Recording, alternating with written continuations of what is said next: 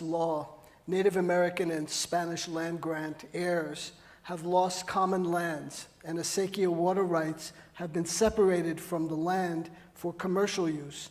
What hope for the future do you see from traditional peoples continuing to defend the rights of the commons and the shared use of natural resources rather than exploitation for profit? Well, it's again, same story. It's up to you. These are decisions that the American population can make in the case of the United States.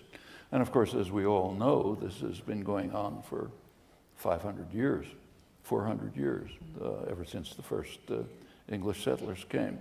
There's been a steady attack on the Indian nations, driving them out of their lands, exterminating them, expelling them, sending them to reservations. It's been, well, that's American history. There are two fundamental, profound crimes in American history. One is expulsion or extermination of the indigenous population. The other is, of course, slavery, with its impact still remaining. The United States is what's called a settler colonial society. That's an unusual form of imperialism. It's a form of imperialism in which the imperial power, originally England, settles the country that is being taken over, drives out or exterminates the population. That's an extreme form of imperialism. It's true of the what's called the Anglosphere, the countries that sort of extended out of England. It's true of the United States, Canada, Australia, New Zealand, almost. They didn't quite exterminate the indigenous population. That's an unusual form of imperialism, for the indigenous people, a very dangerous one. And yes, they're fighting back and they need support.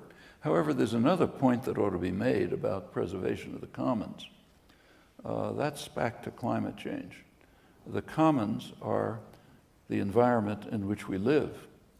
If the commons are privatized, if they're handed over to ExxonMobil and Chevron and so on, we're dead for the reasons that I've just mentioned. We're pretty obvious. If the commons are preserved for the common good, we have a possibility of surviving. If you look around the world, almost everywhere, it's the indigenous populations which are in the lead in trying to protect the commons from destruction by the industrial capitalist powers primarily, China, others. So in Canada, it's the First Nations. In Australia, it's the Aboriginal people.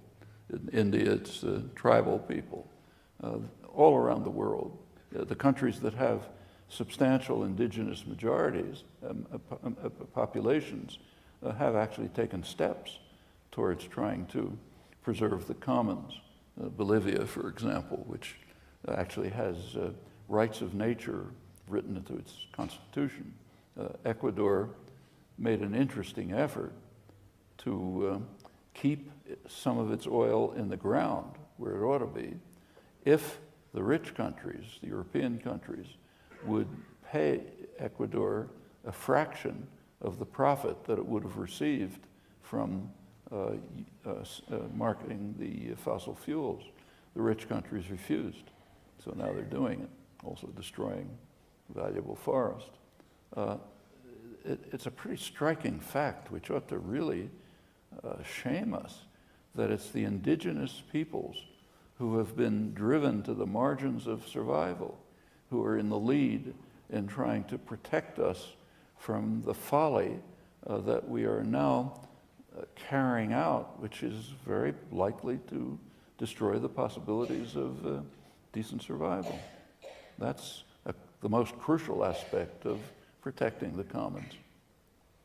The day after the big climate march in New York in September, the very next day, the Rockefeller Brothers Fund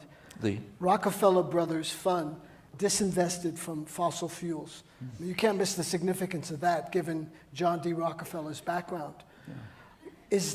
Is this the start of a major movement in terms of divestment from fossil fuel corporations? I was in Portland, Oregon recently, and an activist told me this is one of the hottest issues on campuses from Stanford to Harvard. Yeah, MIT, my own campus. It's a hot issue on campuses. And yes, it's important. It's in a way symbolic, but significant. These are some of the steps that can be made to impede the race to the precipice. How important it is, well, like everything else, depends on people like you. Will you do something about it? I want to talk to you about two ships, one fictional and one real, the Pequod and Moby Dick and the Titanic.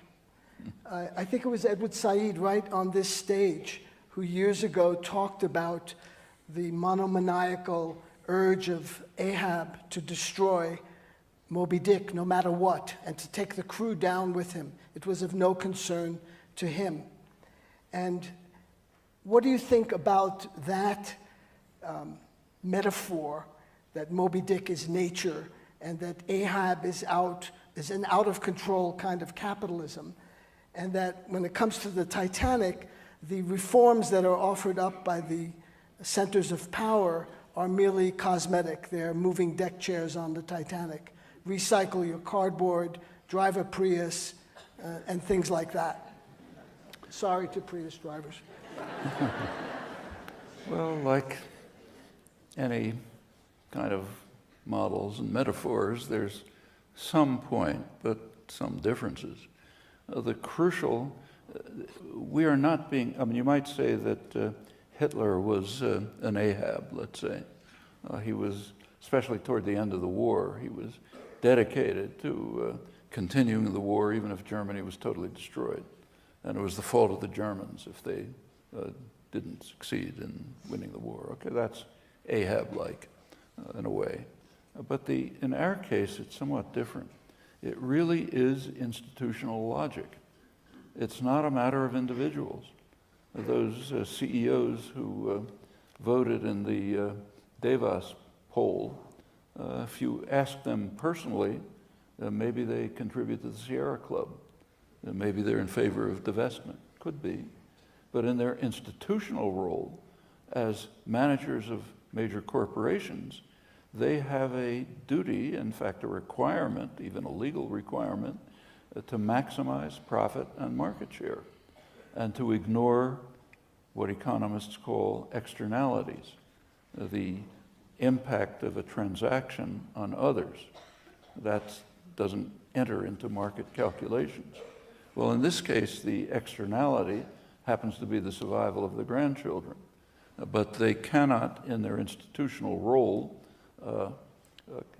attend to that problem because their task is to maximize profit and market share. There's some range of choices, of course, and there's some variation among corporations as to how they operate. But this overwhelming institutional property happens to be lethal in its nature. It cannot continue if we're going to survive. In the case of state power, it's not dissimilar.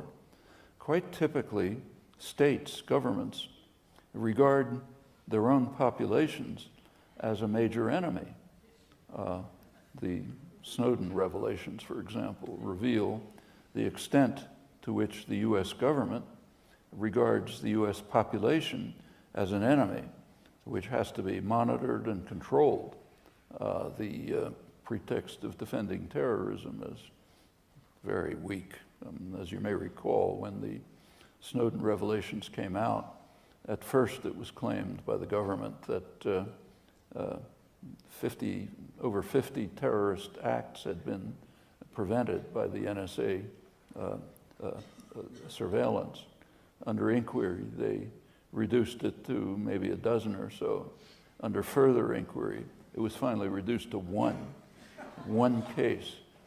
Someone had sent $8,500 to Somalia. That was the net yield of this massive program. which is a program aimed at the population to ensure their control and obedience. And that's very typical of governments and understandable. The leadership is committed to power, to state power.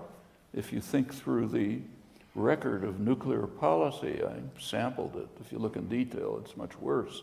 But the record is one of an astonishing record of disregard for the safety, welfare of the population, and steps in order to enhance state power. That's the way powerful institutions function. And these things have to be, to overcome institutional pathologies is a lot harder than overcoming an individual pathology. In the case of Ahab, you can throw him into the ocean, or you submit him to psychoanalysis or institutionalize him. There are remedies. But in the case of institutional pathology, it's far more serious. As for rearranging the deck chairs on the Titanic, it's not a bad image, but there are some steps being taken that are not insignificant. The development of solar energy, for example, is proceeding. There are major efforts to try to block it, but it's proceeding. Unfortunately, this is not the center of where it's proceeding. The major production of solar panels is in China, and this means sophisticated ones. They're at the cutting edge of advanced technology, and solar panel production should be here. But some steps are being taken. There are some environmental rules. But by and large, the primary threat